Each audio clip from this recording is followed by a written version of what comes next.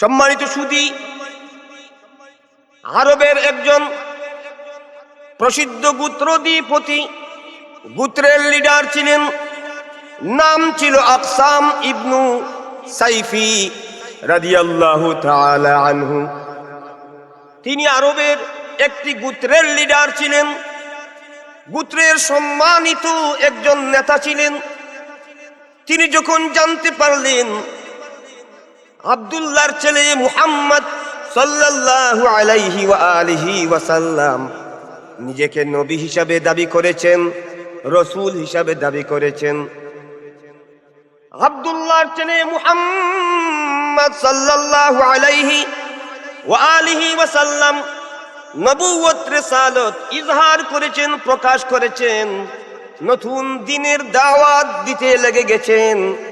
তিনি প্রচার করছেন লা ইলাহা ইল্লাল্লাহু মুহাম্মাদুর রাসূলুল্লাহ। তিনি মানুষের কাছে এই কথা বলে বলে বেড়াচ্ছেন, এই কথা প্রচার করতে লেগেছেন। আশহাদু আল্লা ইলাহা ইল্লাল্লাহু ওয়া আশহাদু আন্না মুহাম্মাদান আবদুহু ওয়া রাসূলুহু। আরবের সেই লিডার আকসাম ইবনু সাইফি যখন জানতে পারলেন, তিনি প্রস্তুত হয়ে গেলেন। তিনি নিজেই যাবেন আল্লাহর নবী মুহাম্মাদুর রাসূলুল্লাহ সাল্লাল্লাহু আলাইহি ওয়া আলিহি ওয়াসাল্লামের খিদমতে। তিনি পর্যবেক্ষণ করবেন, তিনি পরীক্ষা নিরীক্ষা করবেন, তিনি যুগ জিজ্ঞাসা করবেন, তিনি যাচাই বাছাই করবেন, তিনি বুঝতে চাইবেন, তিনি বুঝতে চান মুহাম্মদ সাল্লাল্লাহু আলাইহি ওয়া আলিহি ওয়াসাল্লাম কি চান, কি উদ্দেশ্যে তিনি এই কথাগুলো বলছেন, তিনি কিসের দিনের দাওয়াত নিয়ে এসেছেন, তার দিন কতটুকু সত্য দিন, তিনি কতটুকু সত্য নবী, তিনি কতটুকু সত্য রাসূল। এই বিষয়টি পরীক্ষা নিরীক্ষা করার জন্য, এই বিষয়টি যাচাই বাছাই করার জন্য আরবের লিডার আকসাম ইবনু সাইফি তিনি প্রস্তুত হয়ে গেলেন, আল্লাহর নবীর সাথে মুলাকাত করবেন।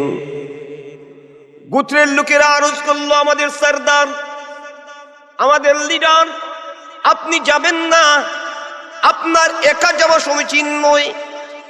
এবার তিনি বললেন, তাহলে আমার পক্ষ থেকে গোত্রের দুইজন লোককে দূত হিসাবে মুহাম্মদ সাল্লাল্লাহু আলাইহি ওয়া আলিহি ওয়াসাল্লামের খিদমতে প্রেরণ করো। সেই গোত্রের দুইজন লোককে দূত বানিয়ে আকসাম ইবনু সাইফি রাদিয়াল্লাহু তাআলা আনহু, তিনি তখনও মুসলমান হননি, তার দূত হিসাবে দুই ব্যক্তি মুহাম্মাদুর রাসূলুল্লাহ সাল্লাল্লাহু আলাইহি ওয়া আলিহি ওয়াসাল্লামের খিদমতে গেলেন। আরজ করলেন, আয় মুহাম্মদ, ইয়া মুহাম্মদ, মা আনতা ওয়া মা আনতা। আমরা এসেছি আকসাম ইবনু সাইফির দূত হই, আকসাম ইবনু সাইফির পক্ষ থেকে দুইটি প্রশ্ন নিয়ে এসেছি। আপনি বলুন, মা আনতা ওয়া মা আনতা, আপনি কে এবং আপনি কি?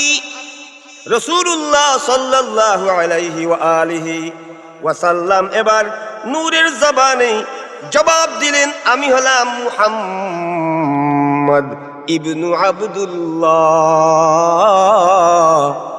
আব্দুল্লাহর ছেলে মুহাম্মদ সাল্লাল্লাহু আলাইহি ওয়া আলিহি ওয়াসাল্লাম। তোমাদের প্রথম প্রশ্নের উত্তর, তোমরা প্রথম প্রশ্ন করেছিলে মা আনতা, আপনি কে? এমন প্রশ্নের উত্তর হলো, আমি আব্দুল্লাহর ছেলে মুহাম্মদ সাল্লাল্লাহু আলাইহি ওয়া আলিহি ওয়াসাল্লাম। আর দ্বিতীয় প্রশ্ন, ওয়ামা আনতা, আপনি কি, মানে আপনি কি নিয়ে এসেছেন? এর জবাব হলো, আমি হলাম মুহাম্মাদুর রাসূলুল্লাহ, আমি হলাম আল্লাহ তাআলার বান্দা ও রাসূল। জুড়ে বলেন সুবহানাল্লাহ। ইন্নী আবদিল্লাহি ওয়া রাসূলিহি, আমি আল্লাহ তাআলার বান্দা ও রাসূল। জুড়ে বলেন সুবহানাল্লাহ। সম্মানিত সুধী, এই দুইটি প্রশ্নের উত্তর দেওয়ার পরে আল্লাহর নবী আকা মাওলা মুহাম্মাদুর রাসূলুল্লাহ সাল্লাল্লাহু আলাইহি ওয়া আলিহি ওয়াসাল্লাম নূরের জবানে আল্লাহর কোরআন শরীফের একখানা আয়াত তিলাওয়াত করে শোনালেন। এই আয়াত কোন আয়াত? এই আয়াত হলো সূরা নাহল শরীফের ৯০তম আয়াত, যে আয়াত কারীমা আমি আপনাদের খিদমতেও কিছুক্ষণ আগে তিলাওয়াত করেছি। আল্লাহর নবী নূরের জবানে, মুবারক জবানে, মাধুর্যপূর্ণ জবানে আল্লাহর নবী নিজের নূরানি কণ্ঠে কোরআন শরীফের সেই আয়াত তিলাওয়াত করে শোনালেন। ইন্নাল্লাহা ইয়া'মুরু বিল আদলি ওয়াল ইহসানি ওয়া ইতা'i যিল কুরবা ওয়া ইয়ানহা আনিল ফাহশা'i ওয়াল মুনকারি ওয়াল বাগই ইয়া'iযুকুম লা'আল্লাকুম তাযাক্কারুন।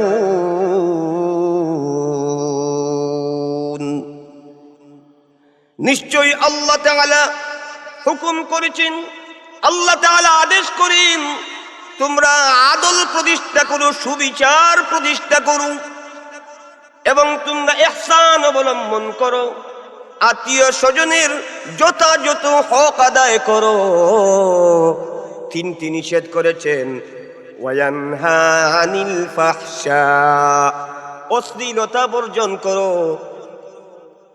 ওয়াল মুনকার, যাবতীয় গুনাহের কাজ বন্ধ করো, পরিহার করো।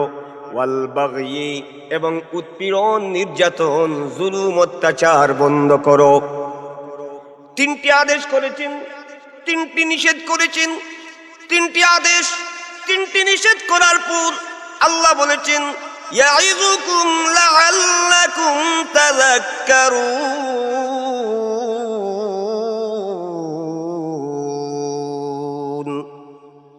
ইয়া রাসূলুল্লাহ, ইয়া হাবিবাল্লাহ, তাদেরকে জানিয়ে দিন গো নবীজি, এই ওয়াজগুলো হলো আল্লাহ তাআলার পক্ষ থেকে ওয়াজ। সুবহানাল্লাহ। ইয়া'iযুকুম লা'আল্লাকুম তাযাক্কারুন, এই ওয়াজ হলো তোমাদের জন্য আল্লাহর পক্ষ থেকে ওয়াজ। আল্লাহ তোমাদেরকে ওয়াজ করেছেন, আল্লাহ তোমাদেরকে উপদেশ দিয়েছেন, আল্লাহ তোমাদেরকে ওয়াজ করেছেন। যদি তোমরা বুঝতে পারো আল্লাহর এই ওয়াজ তোমাদের জন্য বড়ই উপকারী। সুবহানাল্লাহ বলে। আপনাদের ভালো লাগছে তো? কথাগুলো বোঝা যাচ্ছে তো? দুরূদ পড়েন। আল্লাহুম্মা সাল্লি সাইয়্যিদিনা মাওলানা মুহাম্মাদ ওয়া আলা আলি সাইয়্যিদিনা। অজ্ঞতারি অন্ধকারে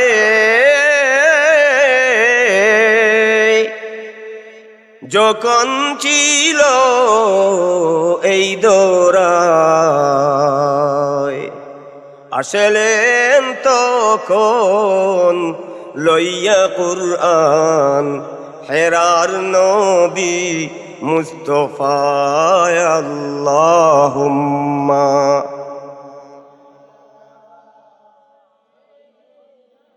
মাওলানা ওয়া আলা আলি সাইয়্যিদিনা। সম্মানিত সুধী, আল্লাহর নবী আকা ওয়া মাওলা তাজেদ ताजदार मदीना सरकारे दो आलम नूर मुजस्सम हजरत मुहम्मदुर रसूलुल्लाह सल्लल्लाहु अलैहि व आलिहि वसल्लाम नूरेर जबाने যখন আল্লাহর কোরআন শরীফের এই আয়াত কারিমা তিলাওয়াত করে শোনালেন, আকসাম ইবনু সাইফির পক্ষ থেকে আসা সেই দুইজন দূত, জানা আছে তো, মনে আছে তো, সেই দুইজন দূত আল্লাহর নবীর নূরের জবানে শোনা কোরআন শরীফের আয়াত শুনে মুগ্ধ হলেন, আরজ করলেন, আয় মুহাম্মদ সাল্লাল্লাহু আলাইহি ওয়া আলিহি ওয়াসাল্লাম, আপনি যা তিলাওয়াত করেছেন আমাদেরকে আরেকটি বার তিলাওয়াত করে শোনান। আল্লাহর নবীর নূরের জবানে কোরআন, যে কোরআন রাসূলুল্লাহর উপর নাজিল হয়েছে, সেই কোরআন রাসূলুল্লাহ নূরের জবানে তিলাওয়াত করেছেন। কথা বলেন ঠিক না বেঠিক? সাধারণ কোনো মানুষের তিলাওয়াতের মতো কিনা? সাধারণ কোনো মানুষের মতো তিলাওয়াত হবে কি? আমরা যদি কোনো কারির তিলাওয়াত শুনি বিভোর হয়ে যাই, পাগল হয়ে যাই, দিওয়ানা হয়ে যাই। কথা বলেন ঠিক না বেঠিক? আল্লাহর কোরআন যত শুনি ততই আমাদের ভালো লাগে। আল্লাহর কোরআনের তিলাওয়াত আমরা যত শুনি মুমিনের ঈমান আরো পাওয়ারফুল হয়। কথা বলেন ঠিক না বেটি? রাসূলুল্লাহ সাল্লাল্লাহু আলাইহি ওয়া আলিহি ওয়াসাল্লাম নূরের জবানে তিলাওয়াত করলেন। সেই তিলাওয়াত শুনে আকসাম ইবনু সাইফির প্রেরিত দুইজন দূত বিভোর হয়ে গেলেন, আরজ করলেন, আয় মুহাম্মদ সাল্লাল্লাহু আলাইহি ওয়া আলিহি ওয়াসাল্লাম, আপনি কি তিলাওয়াত করে শোনালেন সেই আয়াত আবার আমাদেরকে তিলাওয়াত করে শোনান। এই কোরআন, সেই কোরআন, এই কোরআন কেমন কোরআন? এই কোরআনের মর্ম কেমন? যে কোরআন তিলাওয়াত যত শোনা যায় ততই ভালো লাগে। তিলাওয়াত শুনতে শুনতে একটিবারের জন্য বিরক্তি হয় না, একটিবারের জন্য বিব্রত বোধ করা যায় না। কথা বলেন ঠিক না বেটি? আপনারা কি আল্লাহর কোরআন শুনতে বিরক্ত হন? জুড়ে বলেন, আমরা কি বিরক্ত হই? এমন কোন নজির কি আছে? কেউ মসজিদের ইমাম সাহেবকে বলেছেন, পৃথিবীর কোথাও বলেছেন কি ইমাম সাহেব প্রতি ওয়াক্তে আপনি মাগরিবের নামাজের পয়লা রাকাতে, দ্বিতীয় রাকাতে, ইশার নামাজের পয়লা রাকাতে, দ্বিতীয় রাকাতে এই শুধু সূরা ফাতিহা আলহামদুলিল্লাহ সূরা পড়েন, শুনতে শুনতে বিরক্ত হয়ে গেছি, এবার নতুন কোন সূরা চালু করেন। এরকম কি আমরা বলেছি? বলেছি? এমন কোন নজির আছে না? কারো এই সূরা ফাতিহা বারবার শোনার পরে কারো কি বিরক্তিবোধ হয়েছে? কেউ বিব্রত বোধ করেছে? কোনো বিরক্তিবোধ নেই। আপনি নিত্য নতুন কোনো বিষয় শুনবেন, আপনার ভালো লাগবে। গজল শুনবেন, নাশিদ শুনবেন, সঙ্গীত শুনবেন, ইসলামী সঙ্গীত, কিছু ভালো লাগবে। কিন্তু একবার, দুইবার, তিনবার, তারপরে দেখবেন এই একটু বিরক্তিবোধ করছে, মন চায় আরো নতুন কিছু শুনতে। কথা বলেন, কথা বলেন ঠিক না? মন চায় কি আরো নতুন কিছু শুনতে, নিত্য নতুন কিছু শোনাও। শিল্পীদেরকে আমরা বলি নতুন কোনো কিছু আছে কি, থাকলে সেটি শোনাও। পুরানটা আর শুনতে চাই না, অনেক শুনেছি, অনেক শুনেছি। কথা বলেন ঠিক না? কিন্তু আল্লাহর কোরআন আমরা যতই শুনি, মুমিনগণ যতই শুনে ততই ভালো লাগে, ততই মধুর লাগে, ততই ঈমানের জজবা বাড়ে। কথা বলেন ঠিক না বেটি? কারণ এটি সাধারণ কোনো গ্রন্থ নয়, এটি কোনো মানুষের বানানো গ্রন্থ নয়। এই শব্দ চয়ন, এই বাক্য বলি, এই আয়াত, এগুলো কোনো কবির রচনা নয়, সাহিত্যিকের রচনা নয়, এগুলো হচ্ছে ঐশী বাণী, খুদ আল্লাহর কালাম, কালামুল্লাহিল কদিম। জুড়ে বলেন কালামুল্লাহিল কদিম। দুরূদ শরীফ পড়েন, আল্লাহুম্মা সাল্লি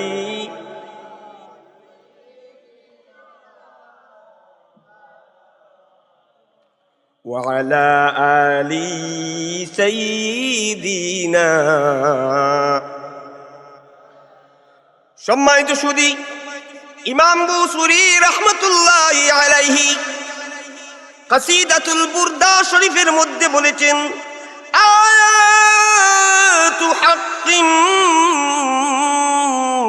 মিনার রহমানি মুহদাসা, আয়াতু হাক্কিম মিনার রহমানি মুহদাসা কদিমাতুন সিফাতিল মাউসুফি বিল কিদামি, কদিমাতুন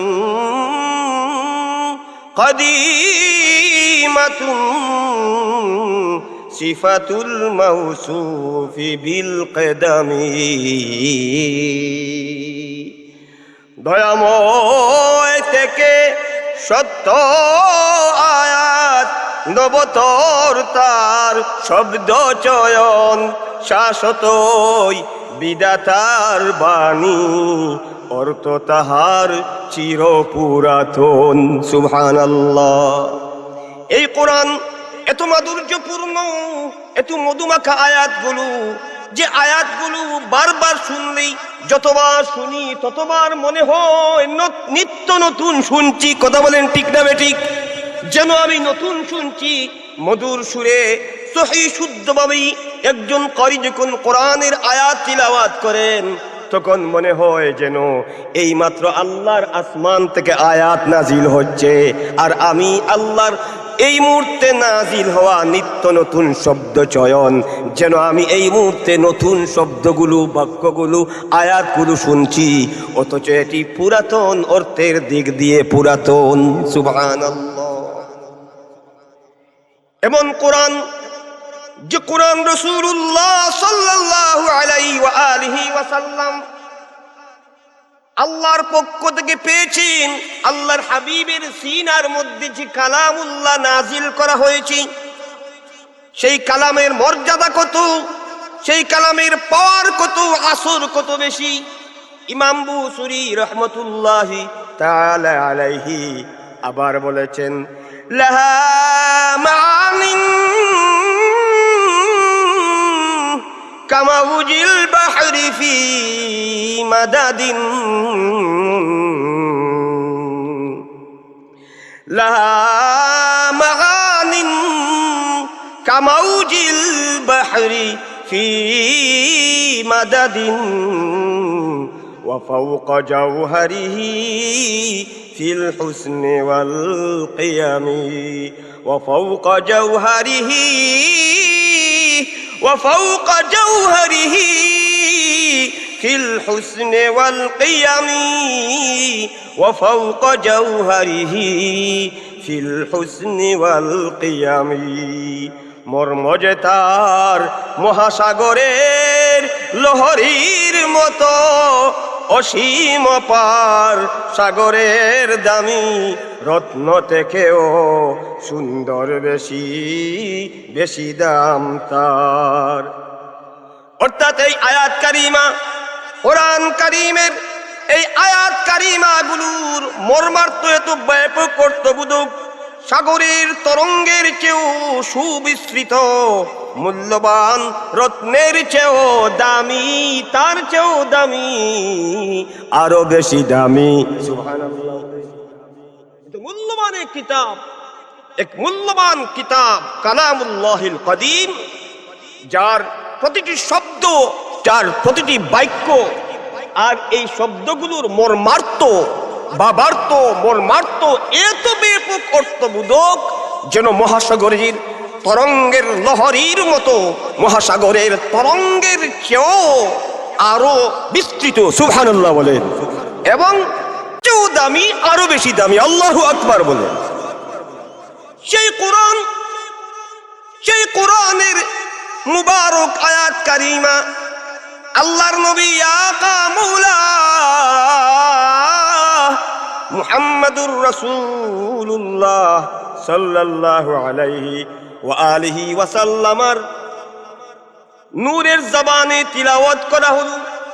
আকসাম ইবনু সাইফির সেই দুইজন দূত রাসূলুল্লাহর নূরের জবানে উচ্চারিত, রাসূলুল্লাহর কণ্ঠে তিলাওয়াতকৃত কোরআন শরীফের সূরা নহলের 90তম আয়াত কারিমা শুনলেন, মুগ্ধ হয়ে গেলেন, আরজ করলেন আমাদেরকে আবার সেই আয়াত তিলাওয়াত করে শুনান। সুবহানাল্লাহ। রাসূলুল্লাহ তিলাওয়াত করে শুনান। তারা শুনে মুগ্ধ হয়ে আবার বলে আমাদেরকে আরো শুনান। রাসূলুল্লাহ তিলাওয়াত করে শুনান, তারা আবার আরজ করে আমাদেরকে আরেকবার শুনান। এইভাবে তারা বারবার এই আয়াত তিলাওয়াত শুনতে চায়। রাসূলুল্লাহ তাদের আবদারকে মঞ্জুর করে বারবার তিলাওয়াত করে শুনান। এইভাবে আল্লাহর হাবিব আকা মৌলা মুহাম্মাদুর রাসূলুল্লাহ সাল্লাল্লাহু আলাইহি ওয়া আলিহি ওয়াসাল্লাম নূরের জবানে তিলাওয়াত করলেন বারবার। তারা মুগ্ধ হলো। এক পর্যায়ে এই আয়াত কারিমা তাদের হিফজ হয়ে গেল, মুখস্থ হয়ে গেল। এই আয়াত কারিমা মুখস্থ করি তারা যখন চলে গেল, তাদের সরদার আকসাম ইবনু সাইফির কাছে আকসাম ইবনু সাইফি জিজ্ঞেস করলেন, তোমরা কি খবর নিয়ে এসেছো? তখন তারা মুহাম্মদ সাল্লাল্লাহু আলাইহি ওয়া আলিহি ওয়াসাল্লামার পক্ষ থেকেই যে আয়াত কারিমা বারবার তিলাওয়াত শুনেছিলেন, আল্লাহর হাবিব নিজের নূরানি কণ্ঠে তিলাওয়াত করেছেন, আর আল্লাহর হাবিবের কণ্ঠ দিয়ে শুনতে শুনতে যে আয়াত তারা মুখস্থ করে ফেলেছিলেন, সেই আয়াত তিলাওয়াত করে শুনালেন। সুবহানাল্লাহ।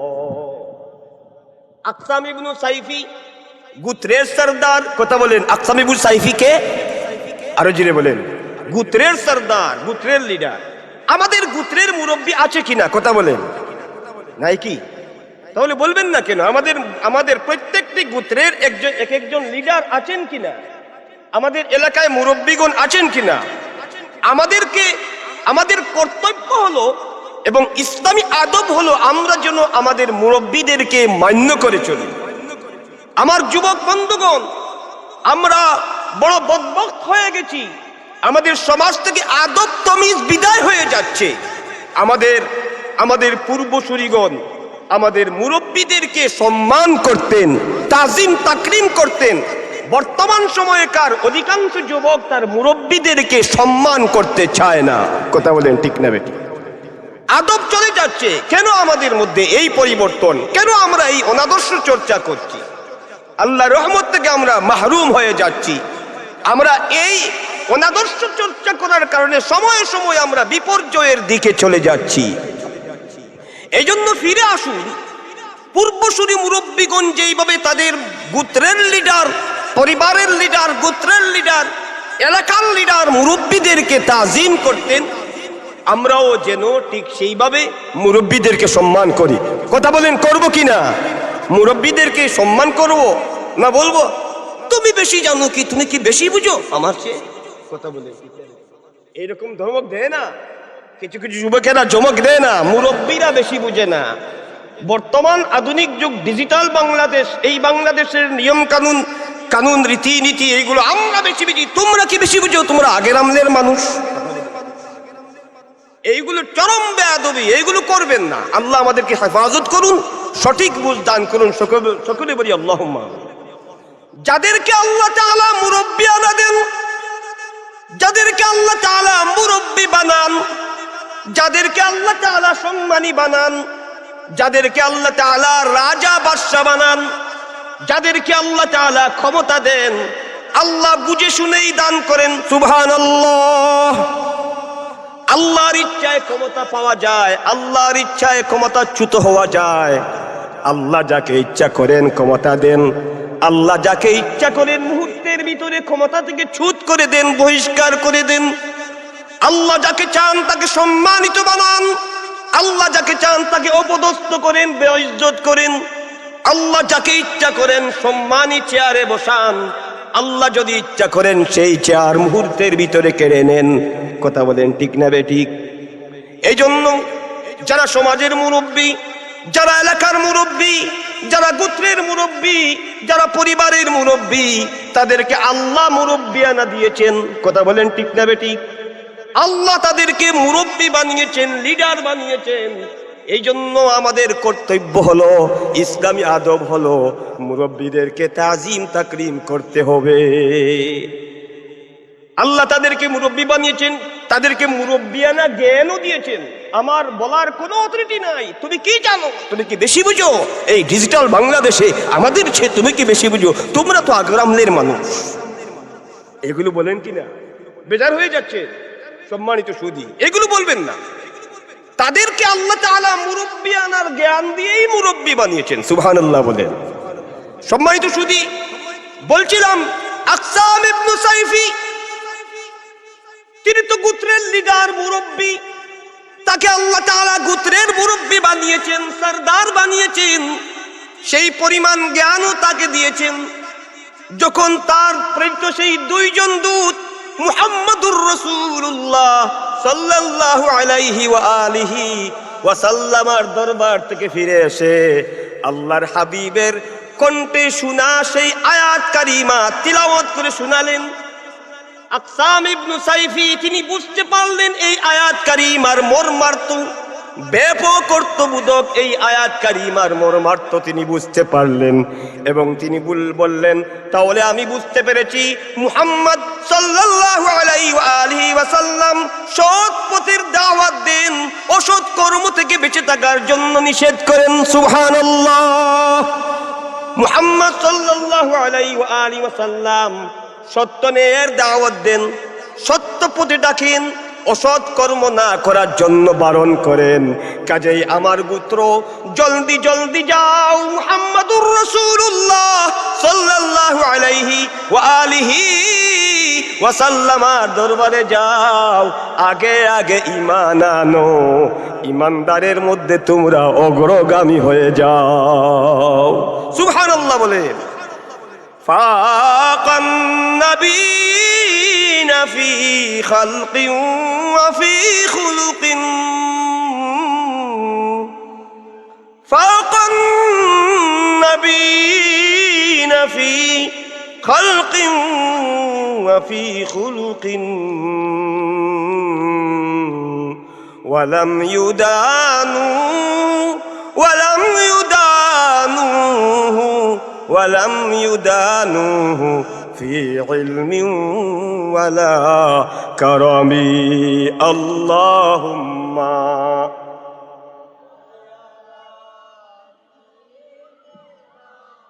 مولانا محمد وعلى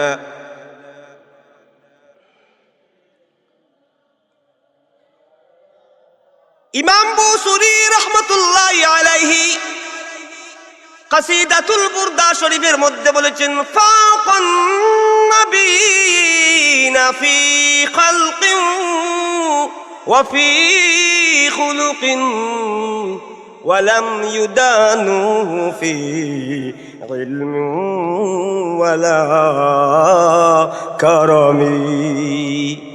নবীদের সেরা নবী তিনি, ইয়া রাসূলুল্লাহ। নবীদের সেরা নবী তিনি, সকল নবীদের সেরা তিনি। দেহের গড়নে যেমন সেরা, আদর্শ আখলাক শরাফতে তেমন সেরা। ইলমে আমার নবী যেমন সেরা, বদান্যতায় দয়া মমতায় তেমনই সেরা। সুবহানাল্লাহ। রাসূলুল্লাহ সাল্লাল্লাহু আলাইহি ওয়া আলিহি ওয়াসাল্লাম ছিলেন সব নবীদের সেরা নবী। আদর্শে, চরিত্রে, গণনে, সৌন্দর্যে, শরাফতে, আদব তমিজে, সর্বক্ষেত্রে আমার নবী ছিলেন সেরাদের সেরা, সেরার চেয়ে আরো সেরা। কথা বলেন ঠিক না বেঠিক? সেই নবীকে চিনতে পেরেছেন আকসাম ইবনে সাইফি। আল্লাহর কোরআনের সূরা নহলের আয়াত নম্বর 90, এই আয়াত কারিমা তিলাওয়াত শুনি আকসাম ইবনে সাইফির হৃদয়ের মধ্যে এমন পরিস্থিতি হয়েছে। তাফসীর ইবনে কাসিরের মধ্যে ইমাম ইবনে কাসির রহমতুল্লাহি আলাইহি বলেছেন, এই আয়াত কারিমা শোনা মাত্র আকসাম ইবনে সাইফির হৃদয় খুলে গেছে, তিনি মুসলমান হয়ে গেছেন। তার গোত্রকে জানিয়ে দিয়েছেন, জলদি জলদি যাও, মুহাম্মদ সাল্লাল্লাহু আলাইহি ওয়া আলিহি ওয়াসাল্লামের দরবারে ঈমান এনে কালিমা পড়ে মুসলমান হয়ে মুমিনদের মধ্যে তোমরা অগ্রগামী হয়ে যাও। সুবহানাল্লাহ। দুরূদ পড়েন আল্লাহুম্মা মাওলানা মুহাম্মাদ ওয়া আলা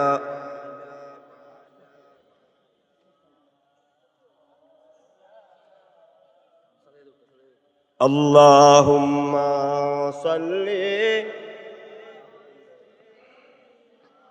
মাওলানা মুহাম্মাদ।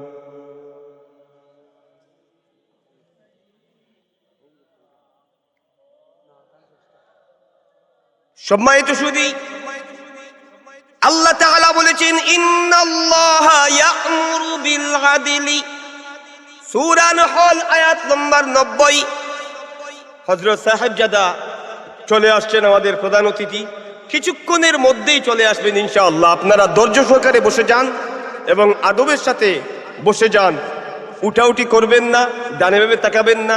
সংক্ষিপ্ত সময়ে আমি কিছুক্ষণের মধ্যেই আমার এই আলোচ্য বিষয়ে খুলাসা দিচ্ছি ইনশাআল্লাহ।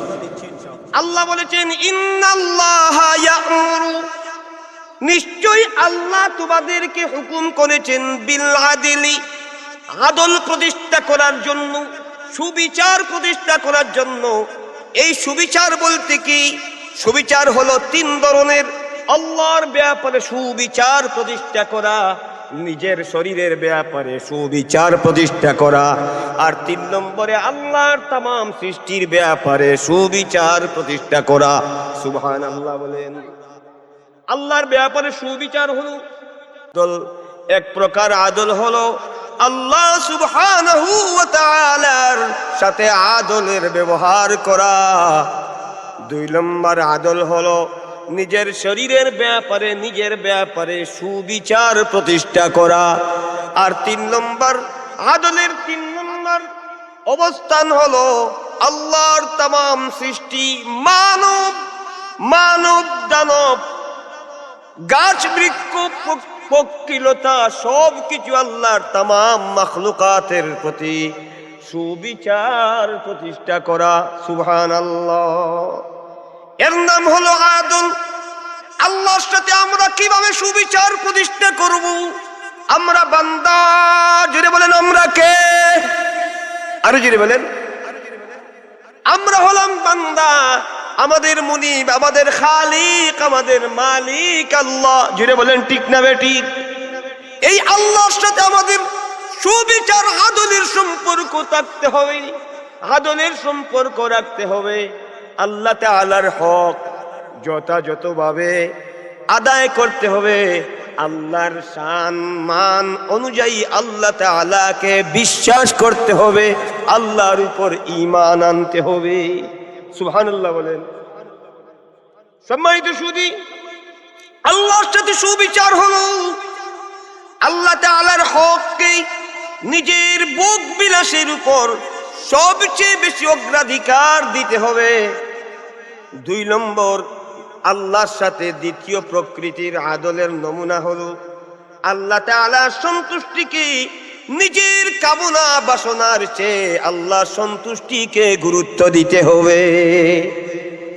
তৃতীয়ত আল্লাহ তাআলার বিধান, আল্লাহ তাআলার যাবতীয় আদেশ, আল্লাহ তাআলার যাবতীয় নিষেধ, আল্লাহ তাআলার শরীয়ত, আল্লাহ তাআলার বিধান যথাযথভাবে মান্য করে চলতে হবে।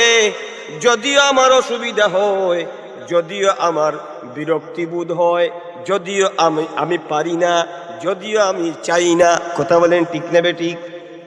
আমরা অনেক সময় নামাজ পড়ি না, কথা বলেন, নামাজ পড়তে চাই না, নামাজের ধারে কাছে যাই না। কেউ যদি জোরাজুরি করে, অনুরোধ করে, তাহলে আমরা বলি বলো না, নামাজ পড়তে পারবো না, পোশাক ভালো নয়, পোশাক পাক নয়। কথা বলেন ঠিক না বেটি? আমি কেমন মুসলমান হলো, আমার পোশাক পাক নয়? মুসলমান তো একটি পবিত্র ধর্মের নাম, মুসলমান একটি পবিত্র দ্বীনের নাম। কথা বলেন ঠিক না বেটি? ইসলাম একটি পবিত্র দ্বীনের নাম, আর মুসলমান পবিত্র জাতি। মুসলমান কোনো নাপাক জাতি নয়, মুসলমান নাপাক থাকতেই পারে না। কথা বলেন ঠিক না বেটি? মুসলমানের পোশাক নাপাক হবে কেন? মুসলমানের শরীর নাপাক হবে কেন? মুসলমানের আদত হলো, মুসলমানই হলো, যদি কোনো কারণে আমার পোশাক নাপাক হয়ে যায়, সাথে সাথে সেই পোশাককে পাক করার ব্যবস্থা করা, শরীরের মধ্যে নাপাক পোশাক না রেখে পাক পোশাক পরিধান করা, এটি মুসলমানের কর্তব্য। সুবহানাল্লাহ বলেন। মুসলমানের কর্তব্য হলো, যদি শরীর নাপাক হয়ে যায়, খুব জলদি তড়িৎ গতিতে শরীরকে পাক করার ব্যবস্থা করা। যদি বলেন ঠিক না বেটি? এইগুলো হলো মুসলমানি। তাহলে আমরা আমাদের মুসলমানি কোথায়? সম্মানিত সুধী, অনেক সময় আমাদের নামাজের আজান হয়, আমরা নামাজকে গুরুত্ব না দিয়ে নিজের কাজকে গুরুত্ব দেই। এটি আল্লাহর সাথে সুবিচার করা হয় না, এটি আদলের খেলাফ হয়, আল্লাহর সামনে সুবিচার হয় না। এই জন্য আদলের প্রথম স্তর হলো আল্লাহ সুবহানাহু ওয়া তাআলার শানে, আল্লাহ তাআলার সাথে আদলের সুসম্পর্ক তৈরি করা, আল্লাহ তাআলার যাবতীয় হকের ব্যাপারে, আল্লাহ তাআলার যাবতীয় হুকুম আদেশ নিষেধের ব্যাপারে, আল্লাহ তাআলার যাবতীয় আদেশ নিষেধের ব্যাপারে, ইবাদতের ব্যাপারে আমাদের নিজের চাহিদাকে গুরুত্ব না দিয়ে আল্লাহর হুকুমকে গুরুত্ব দেয়া। সুবহানাল্লাহ। কোন কাজ করলে আমরা সন্তুষ্ট হব, কোন কাজ করলে কে সন্তুষ্ট হবে, কোন মানুষ সন্তুষ্ট হবে, আমি এই কাজ করলে অমুক সন্তুষ্ট হবে, অমুক অসন্তুষ্ট হবে, আমি এই কথা বললে অমুক সন্তুষ্ট হবে, অমুক অসন্তুষ্ট হবে, এমন চিন্তা না করে আল্লাহর শানে আদল হলো, আদলের সুবিচার হলো। আমি একজন আল্লাহর বান্দা হিসেবে আমার চিন্তা করা দরকার, কোন কাজ করলে আমার আল্লাহ খুশি হবেন, কোন কাজ করলে আমার আল্লাহ নারাজ হবেন, কোন কথা বললে আল্লাহ নারাজ, কোন কথা বললে আল্লাহ খুশি। আল্লাহ তাআলা সন্তুষ্টির ও সন্তুষ্টির বিষয়টিকে প্রাধান্য দেয়া। সুবহানাল্লাহ। এর নাম হলো আদল। আল্লাহ বলেছেন, ইন্নাল্লাহা ইয়া'মুরু বিল আদল। আল্লাহ তোমাদেরকে হুকুম করেছেন, বান্দাগণ, আল্লাহর নবীর উম্মতগণ, আল্লাহর প্রিয় বান্দাগণ, আল্লাহ তোমাদেরকে হুকুম করেছেন, আল্লাহ তাআলার সাথে আদলের হুকুম করেছেন, সুবিচার কায়েম করার হুকুম করেছেন। প্রথম স্তরের আদলের প্রথম স্তর হলো আল্লাহর সাথে সুবিচার প্রতিষ্ঠা করা। 2 নম্বর, আল্লাহর সাথে সুবিচার যারা কায়েম করেছেন, মুজাদ্দিদে জামান ফুলতলি সাহেব কিবলা রাহমাতুল্লাহ আলাইহি চিৎকার করে বলেন সুবহানাল্লাহ। আয় খুদা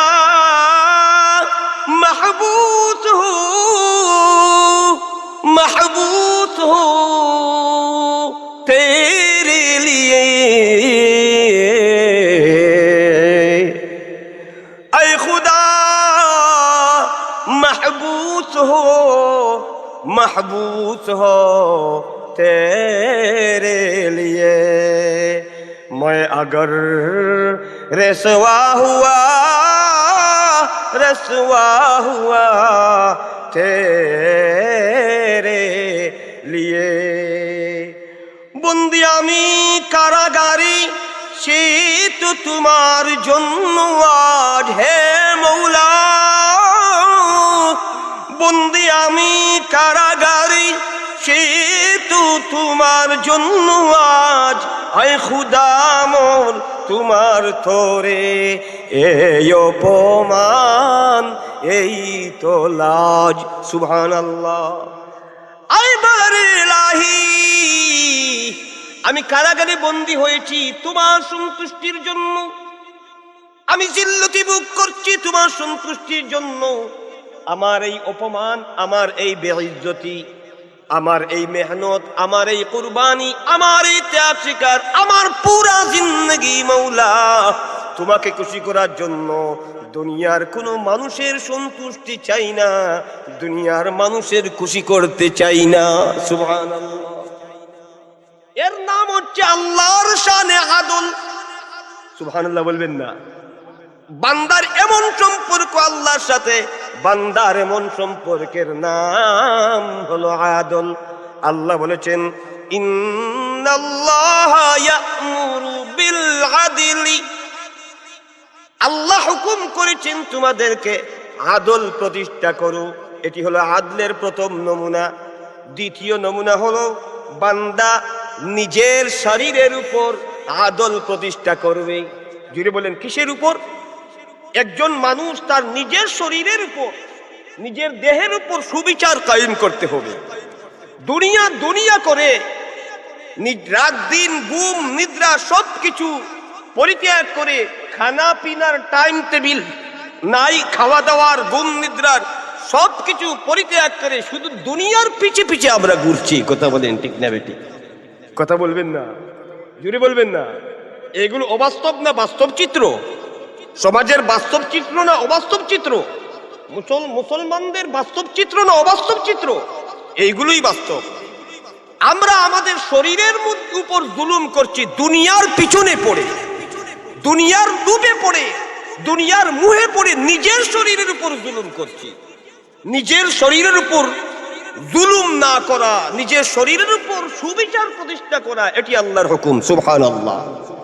যেমন দৈহিক আত্মিক ধ্বংসের সকল কারণাদি থেকে নিজেকে বাঁচিয়ে রাখা, এটিও আল্লাহর হুকুম হিসেবে, এটি আল্লাহর এটি হচ্ছে নিজের শরীরের উপর আদল বা সুবিচার প্রতিষ্ঠা করা।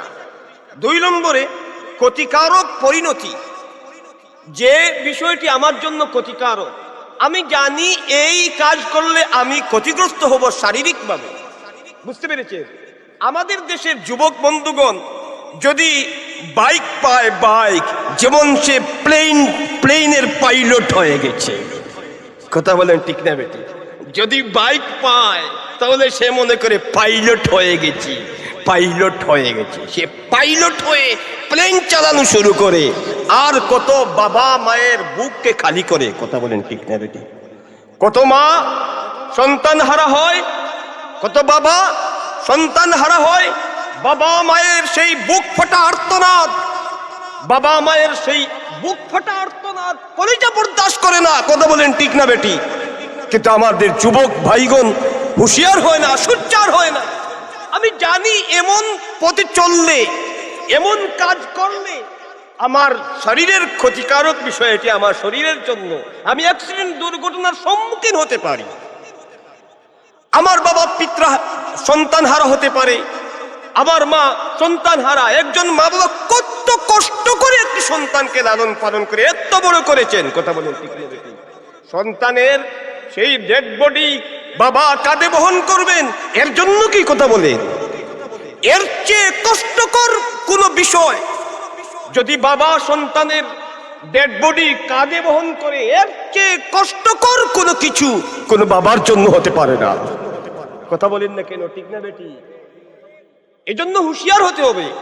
যদি আমরা ইসলামকে চর্চা করতাম, আল্লাহর কোরআনকে চর্চা করতাম, তাহলে আমরা হুঁশিয়ার হতাম, আমাদের গাইডলাইন হতো অনেক ক্ষতিকারক বিষয় থেকে আমরা নিজেও বাঁচতে পারতাম, আমাদের সমাজকে বাঁচাতে সক্ষম হতাম।